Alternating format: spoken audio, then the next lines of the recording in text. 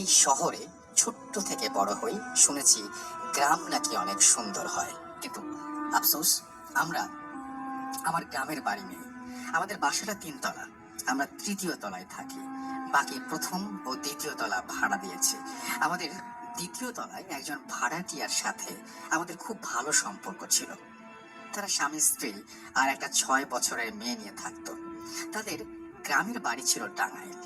কোনো এক কারণে, আমি এলাকাটার নাম উল্লেখ করছি না, হঠাৎ তারা একদিন আমাকে বলল তারা তাদের গ্রামের বাড়ি যাবে, এবং আমাকে বলল তাদের সাথে আমি যাব কিনা। আমি জানতে চাইলাম কেন যাব না।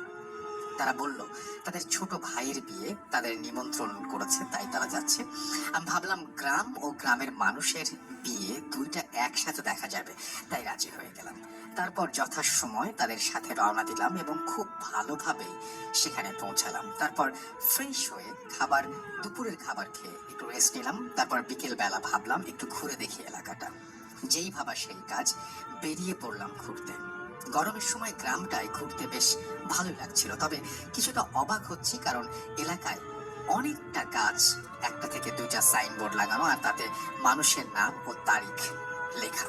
ভাবলাম হয়তো গাছগুলোর মালিকের নাম। যাই হোক, আমি ঘুরতে লাগলাম। একটু পর একটা নদীর তীরে দাঁড়িয়ে মুগ্ধ হয়ে দেখছি। তারপর ফিরে এলাম বাসায়। তাদের বাড়ির পাশে একটা বাসার পেছনে উঠোনে একটা মাচা ছিল, সেখানে গিয়ে বসলাম। এলাকার সব জায়গা থেকে এই জায়গাটা মনে হলো একটু বেশি ঠান্ডা আর একটু বেশি বাতাস। হঠাৎ নজর গেল সেই বাড়ির উঠোনের শেষ প্রান্তে একটা গাছ দেখে। মনে হচ্ছে খুব পুরনো একটা গাছ, আর তাতে দুইটা সাইনবোর্ড দেয়া আছে। আমি গাছটির সামনে গিয়ে ভালো করে বোঝার চেষ্টা করছি এটা কি গাছ। হঠাৎ আমাদের ভাড়াটিয়ার ছোট ভাই এসে বলল, এখানে কি করেন?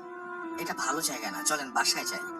আমি কৌতূহল নিয়ে জিজ্ঞেস করলাম, সামনের ওই বড় গাছটা কি গাছ? ওইটা বকুল গাছ।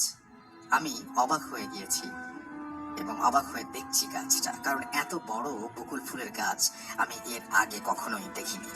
যাই হোক, আমি আর সেই ভাই চলে এলাম বাসায়। সন্ধ্যায় হালকা নাস্তা করার পর আবার সেই মাচায় গিয়ে বসলাম, কারণ গরমের মধ্যে এই জায়গাটা অনেক ঠান্ডা, খুব ভালোই লাগছে। বসে বসে মোবাইলে ভিডিও, গান দেখছি আর কি। হঠাৎ হালকা একটা গরম বাতাস আমার বুকে পড়লো, যেমন আমার মুখের সামনে যদি কেউ এসে নিঃশ্বাস ফেললে যেমন হয়, ঠিক তেমন। পরপর 3বার এমন হলো। আমি একটু অবাক হলাম। তারপর ভাবলাম হয়তো আমার নিঃশ্বাস আমার গায়ে লাগায় আমি চমকে গেছি, এই বলে একটু হাসলাম। কিন্তু তার কিছুক্ষণ পর আমি পানি পড়ার শব্দ পেলাম। কেউ যদি এক জগ পানি গাছে ওপর থেকে একেবারে ঢেলে ফেললে যেমন হয়, যেমন শব্দ হবে, ঠিক সেরকম। বাসার পেছনে লাইট না থাকায় অনেকটা অন্ধকার হয়ে আছে, বুঝলাম না ঠিক কোথায় পানি পড়লো। সব থেকে বড় কথা হলো, আমি বিকেলে ওই জায়গাটা ভালো করে দেখেছিলাম, ওখানে কোনো পানি বা পুকুর কিছুই ছিল না। পানি আসবে কোথা থেকে? এইসব ভাবতে ভাবতে আমরা সেই ভাড়াটিয়ার ভাবি তার মেয়েকে নিয়ে আমাদের কাছে আসলো। তাকে বললাম আমি এমন শব্দ পেয়েছি। সে বলল এই জায়গাটা ভালো না, এই বলে চলে আসতে বললো। আমি চলে এলাম। বলে রাখা ভালো যে গ্রামের অধিকাংশ বাড়ি টিন শেডের। তো রাতে খাবার দাবার খেয়ে শুয়ে মোবাইল নিয়ে আমি বিজি আছি। আর আমার সাথে আমার ভাড়াটিয়ার সেই ছোট ভাইকে থাকতে বলা হয়েছে, এবং এও বলা হয়েছে রাতে যেন আমি বাইরে না যাই। তো রাতে প্রায় 12টা বাজে। হঠাৎ আমার ঘরের টিনের চালে আওয়াজ হচ্ছে। যদি কোনো বাঁশ ঝাড় থেকে কোনো বাঁশের আগা টিনের চালে লেগে থাকে আর বাতাসে নড়তে থাকে, তাহলে যেমন আওয়াজ হবে ঠিক সেরকম আওয়াজ হচ্ছে। অথচ তাদের বাসার আশেপাশে কোনো বাঁশ ঝাড় নেই। তাহলে এটা কিসের আওয়াজ?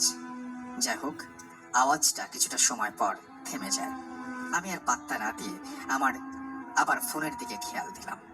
রাত 1টা দিকে আমি মোবাইল রেখে ওয়াশরুমে যাব বলে সেই ভাইকে ডাক দিলাম এবং তার সাথে ওয়াশরুমে গেলাম। একটু পরে বাড়ি থেকে বেরিয়ে দেখলাম সেই ভাইটার চেহারায় ভয়ের ছাপ।